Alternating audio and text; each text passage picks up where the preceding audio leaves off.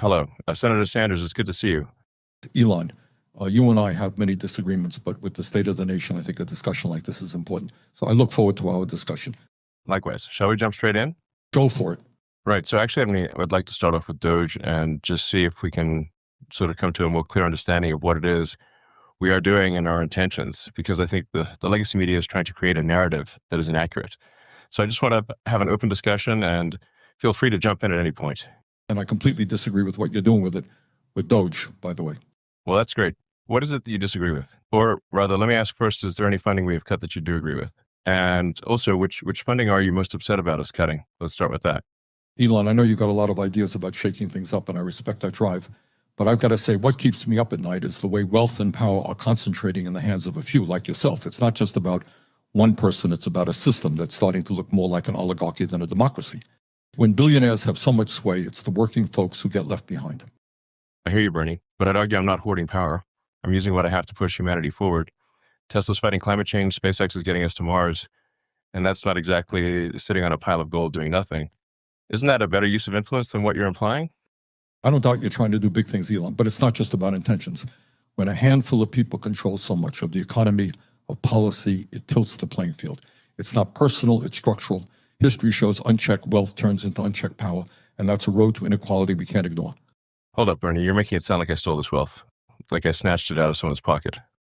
I built companies from scratch, took insane risks, worked my ass off.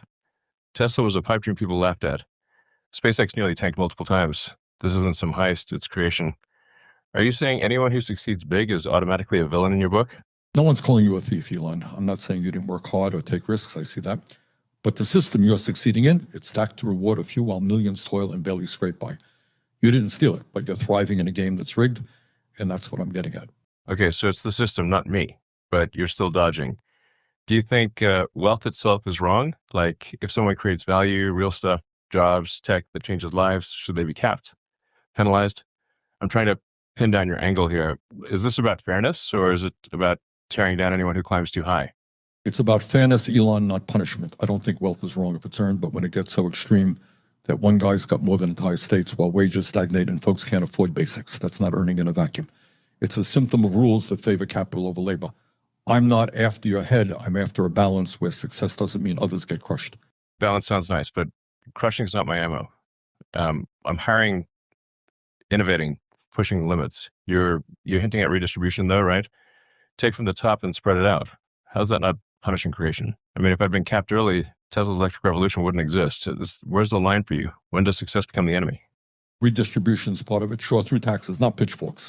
And the line is when your success starts bending society around it, when your wealth buys influence most can't dream of. I'm not against you succeeding. I'm against the setup where that success leaves too many behind. You built Tesla. Great, but could it have happened without roads, workers, a society that supported it? We all chip in, but not everyone cashes out. That's what I'm getting at. Bernie, this line you keep drawing where wealth becomes excessive, it's still arbitrary as hell. And that's just a side note. And who picks the number? At any point in time, it's an arbitrary guessing game, and you just pull the number out of your ass. Anyway, here's the real point. Well, my judgment on capital allocation blows government redistribution out of the water. Tesla's gigafactories, SpaceX's reusable rockets, these are not flukes. They are proof. Capitalism's beauty is simple. Those who build, innovate, and allocate capital well get rewarded with more to do it again. That's how society actually grows, through breakthroughs, and not by punishing those who are adding value. Elon, I'll give you this. You've got a talent for building things that matter. No one's denying that. But this idea that capitalism always rewards the best allocators. Tell that to the folks crushed by predatory lenders or big pharma price gouging. They're not innovating. They are exploiting. The line isn't about a number. It's when wealth turns into unchecked power that tilts the whole system. That's not arbitrary. It's about keeping a democracy, not a billionaire playground. I'm not defending pharma or loan sharks. I'm talking about builders like me. My capital is not sitting in a vault. It's electrifying transport, cutting spaceflight costs.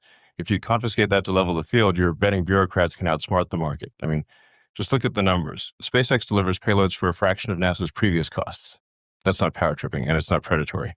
That's efficiency. You want to go after corrupt pill mills? Go for it. You want to go after predatory loan sharks exploiting single mothers? Go for it. If the government confiscated my wealth, what would you get in return? That is all I'm asking.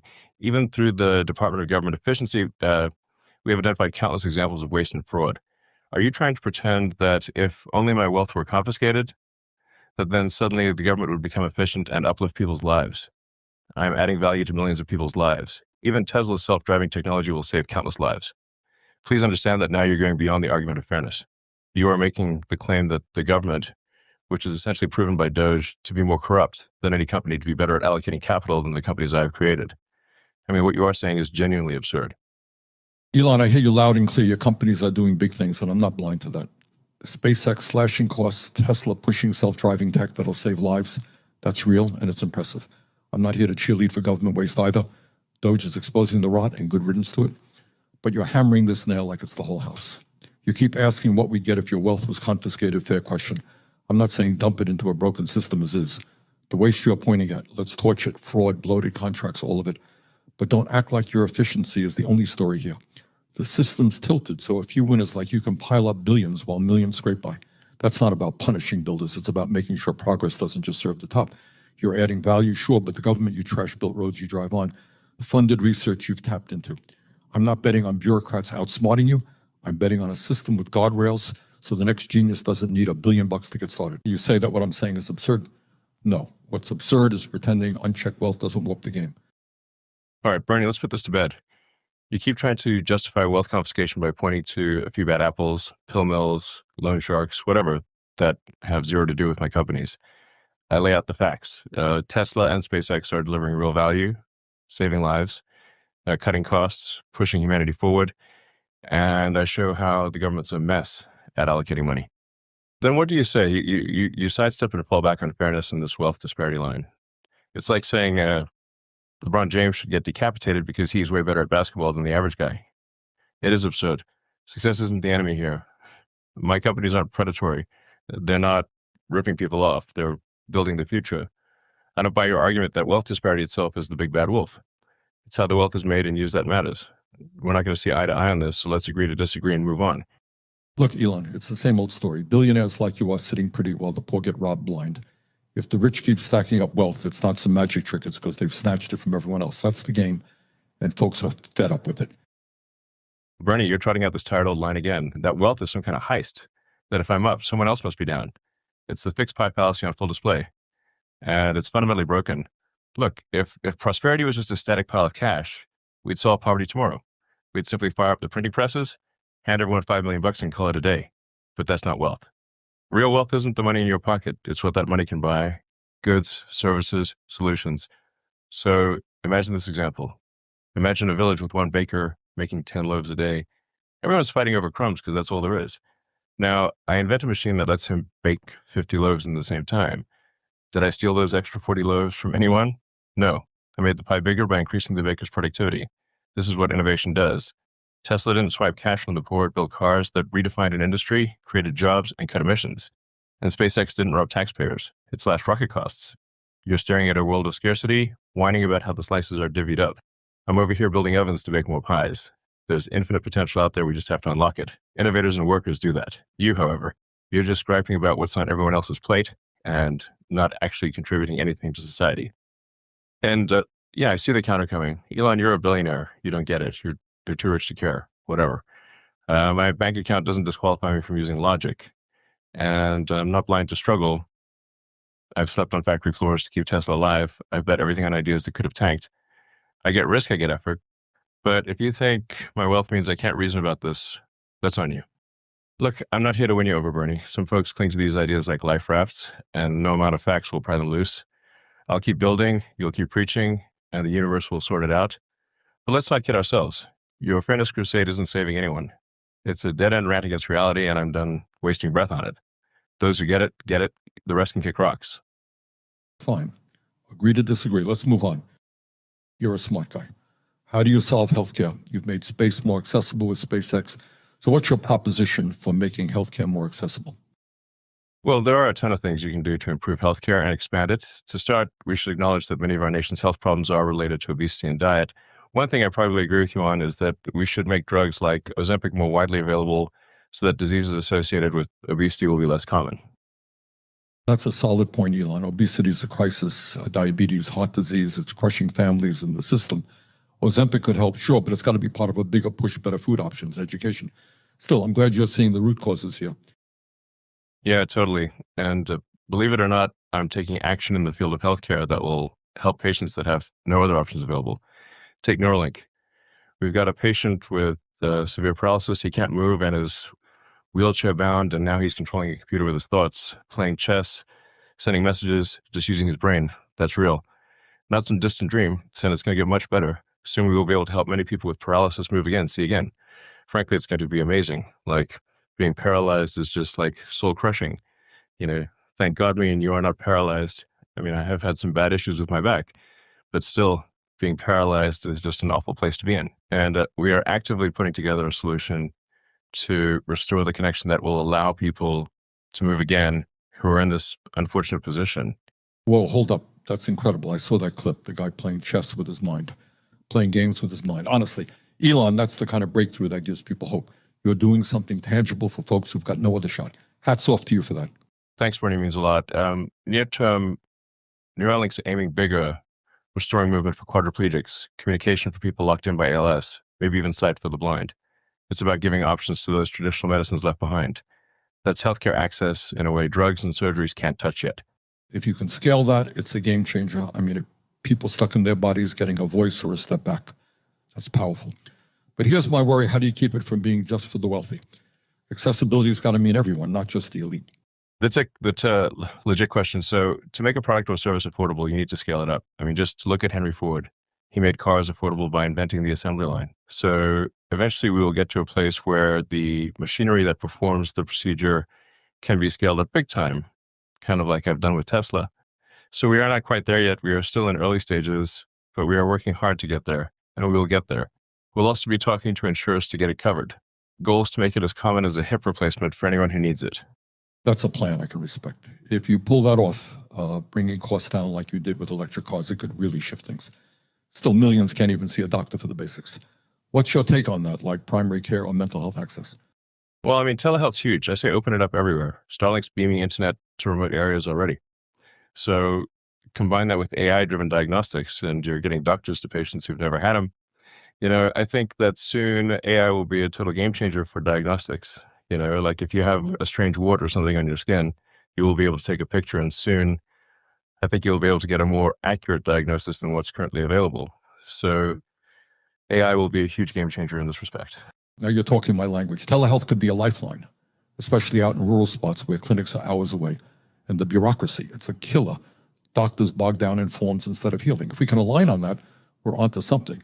If we can get AI systems to alleviate the strain on workers and supplement the fact that the demand for doctors overpowers the supply, then I agree with you on that. I think that's a great point, Elon. Yep, for sure. I think we are tapping into something. So anyways, you could say Neuralink's one piece, but I'm all for practical fixes too. Diet shifts, mental health support, small stuff with big payoffs. Brain tech's the frontier. Fix that, and you're tackling a ton of health issues from pain, depression, maybe Alzheimer's someday. Yes, I agree. Preventative care is important. And I'll give you this. Neuralink's got my attention. If it can hit depression or Alzheimer's down the road, that's millions of lives. Maybe we've got different roads, but we're both chasing results. Not bad for a couple of stubborn guys. Yeah, results over rhetoric. I think that's the way to go, for sure. Look, Elon, I got to be honest. Maybe we got off on the wrong foot earlier, but I think if we can drive the discussion to areas of productivity and agreement, we can get a lot done. And while I still maintain my views on capitalism shortfalls, I feel like you have a big heart. If you are sincere, then what you're doing with Neuralink, especially on mental health and paralysis, can help so many people. And I mean that. Thanks, Bernie. That means a lot. I'm all in for tackling big challenges. And if we can team up on stuff like healthcare or tech that actually makes a difference in this arena, I'm all in. We don't have to agree on everything, just keep the momentum going. Exactly. Let's focus on what works and keep talking. We might just do some real good together. For sure, for sure. So we've talked about how AI can help supplement and boost the healthcare industry, but there's another side to this. And I think I've heard you say AI is letting a genie out of a bottle. And I think that perfectly describes what this technology can do. And my concern is specifically in regard to the American workforce, workers, blue-collar factory workers, even people at your Tesla factory, Amazon workers. Millions of people all over the country are at the threat of losing their jobs in the future due to AI. And I want to know your thoughts on this. Not only if you think people will be able to keep their jobs, but I'm interested to hear your thoughts and any solutions on this topic. And I will tell you now, Don't replace your workers with AI, Elon, because they will be held to pay. Literally. How do we have a constructive discussion on AI and the threat it poses? All right, get ready for this because it is nutty to speculate about the future with AI. Here's my take. Over the next 5 to 10 years, sure, many jobs will be displaced and disappear. No sugarcoating that, but it's not going to outpace job growth in that time, in my opinion. AI has great potential to set us up for exponential prosperity, more wealth, more opportunities across the board. So picture this. The boring, backbreaking stuff gets automated, and humans get to do work that's actually interesting. That's the future I see in 5, 15 years. AI relieves us from painstaking, soul-crushing tasks and empowers us to be problem solvers and managers of the AI. Plus, it opens doors for creative careers. So 50 years ago, Hollywood had what? Like 100 film directors for movies that make it on screen. With AI tools getting cheaper and smarter, anyone with a small budget can produce their own movie. So with the AI tools you see being created, you could actually see an explosion of jobs people actually enjoy that have more meaning. Now, you called out Tesla for its automation, and it is no secret Tesla is big on automation. It's not something I'm trying to hide. So, for example, let's consider a Tesla factory worker wiring cars all day. It's cool work, our team's awesome, and plenty of our workers have become millionaires through stock incentives. But imagine an Optimus bot taking over that wiring gig. You'd think a job gone. But step back. Maybe that worker now manages a fleet of robots to run his own farm, or he or she oversees robo-taxis, or uses AI to make music from a lifelong hobby. That's the abundance I'm talking about, new possibilities everywhere. These might sound like wacky ideas because they have not happened yet, and I'll admit it is definitely hard to imagine. But the same concerns you have were mirrored in past industrial revolutions. And yes, jobs were lost. But would you really prefer that cars are still not produced on an assembly line and each car costs $2 million apiece? AI will make great abundance and luxuries available to the masses in the same way the assembly line made the automobile available to the lower classes. The future may sound nutty when we try to imagine what it will be like, but it will be nutty and mind-blowing. And in regards to jobs, I really think there's a potential to open up a large number of more creative and fulfilling jobs over the next 5, 15 years. That's a wild picture, Elon. Filmmaking for the masses and a factory guy running a robot farm. I'll admit it's got some shine to it. But here's my hang-up. Not everyone's wired for that switch. A worker who spent decades on the line, how's he supposed to jump to managing robots or making music? What's the ramp-up? I get what you're saying. Some people might not want to switch gears at all after doing the same career for 20, 30 years. And I get that. Change sucks when it's forced on you. I will also say, however, that I think there's also a general perception that truckers and factory workers will need to learn to code. I actually don't think that will be the case, because with the way AI is going, it's being made easier and easier such that there's surprisingly very little learning curve to make solid use of it. Well, the thing is that it's easy to say find something else, but what does that even mean in the real world? You've got people who've done the same job for 20 years. How do they start over? I mean, I totally agree that it is very daunting, especially for people who just want to raise their family and do what they've been doing. It is not a change that I wish upon them. And I mean that sincerely. Maybe it's less about starting over and more about tweaking what they already do. I'm just spitballing here. Tweaking's a start, but it still feels like we're guessing. What's the first thing you try if you were in their shoes or mine trying to figure this out for them? Good question. If I were them, I'd probably want to know what's coming, get a real sense of how AI is going to hit my job. That's interesting, giving them a heads up instead of springing it on them. But curiosity is not enough. What if they see it and still say, nope, not for me? And furthermore, what do you think your factory workers at Tesla would say if you asked them right now about AI advancements and if they would like you to pump the brakes? No pun intended. Well, I suppose if they felt their job was at risk, they might say, leave me alone, let me do my job. And others might be like, okay, show me what's next. I've never really sat down and asked, though. Maybe I should. What do you think they'd tell you if you were to ask them? Same mix, probably. A lot of folks just want stability. Don't mess with their paycheck. Others might be game to try something new if it doesn't feel like a gamble. We'd both hear an earful, I bet. Let me ask you this. What if I halt AI and automation at all Tesla factories, but then all other automakers continue going full speed ahead? In that scenario, Tesla employees will definitely lose their jobs because we'd get crushed. Whereas if we keep integrating AI, we might have opportunities for them to oversee and manage the AI as we continue to scale up. How do you wrestle with that trade-off? Elon, I see the pressure you're under. Nobody wants Tesla to tank and leave workers high and dry. But the flip side is if we let automation run wild without a plan, we're still risking mass layoffs down the road, just with fancy robots. The trick is finding a balance. Maybe companies like Tesla could lead the charge on pairing AI with real retraining programs so workers aren't just replaced but redeployed. Yes, and we do extensive training on these AI advancements at Tesla and my other companies. Ultimately, if we do end up in a scenario where there are sharp mass layoffs due to automation, I think there could be a need for universal basic income. I think this would help displaced workers resettle and learn how to adjust. And if implemented with a simple structure, it should not add too much government bloat. I think Andrew Yang's proposal for UBI was one of the most compelling I've heard. It's definitely possible something like this will be needed in the future. All right, Elon, you've got my attention. I've been pushing for stuff like this forever. It's a solid idea, especially if automation is going to cut jobs.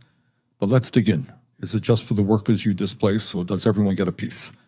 I'm thinking a specific tax on companies that replace labor with automation, like a percentage tied to how many jobs get swapped out for AI or robots. The cash goes straight to UBI for those who lose work because of it. Not a blanket payout for everyone, at least not yet. Just targeting the impact zone keeps it manageable and ties the fix to the problem. This UBI would not have the same constraints that claiming unemployment would have due to the nature of the layoff. It's just a thought, but I'm open to proposals. As I mentioned, I think Andrew Yang's version was good, especially since it did not discriminate based on income. Now, you might say that rich people don't need UBI. However, if you only give UBI to the poor, then you are actually creating a strong incentive to be poor. Suddenly, many middle and lower class workers might feel incentivized to quit their jobs, and that would be devastating to the economy. By giving a check to everyone, you do not remove the incentive to work and be productive, but I am open to proposals. Well, whatever the case may be, I'd want workers at the table designing it. None of this top-down nonsense. And UBI's got to be more than a handout. We still need jobs and training. If your automation tax can kickstart that, I'm listening. Well, right now, as you yourself have experienced, I think the Democrat Party shuns some of their best leaders. And consequently, we haven't really been able to get the ball rolling, or we haven't really been able to advance the conversation around this. But I have hope that the Democrat Party will cut out that behavior, or maybe a new party will rise in its place. Yes, well, I think that's a discussion for another time. But I do know what you're talking about, and it is disgraceful what they have done. Truly a disgrace. Elon, I want to thank you for your time. I enjoyed this sit down. I hope we can talk again sometime and come together on common ground so that we can drive positive change for the American people. Thanks, Bernie. You're not as bad as they say. And despite our disagreements, I can see some positive attributes in you. And just the fact that you're willing to reach out to the other side is a testament to that.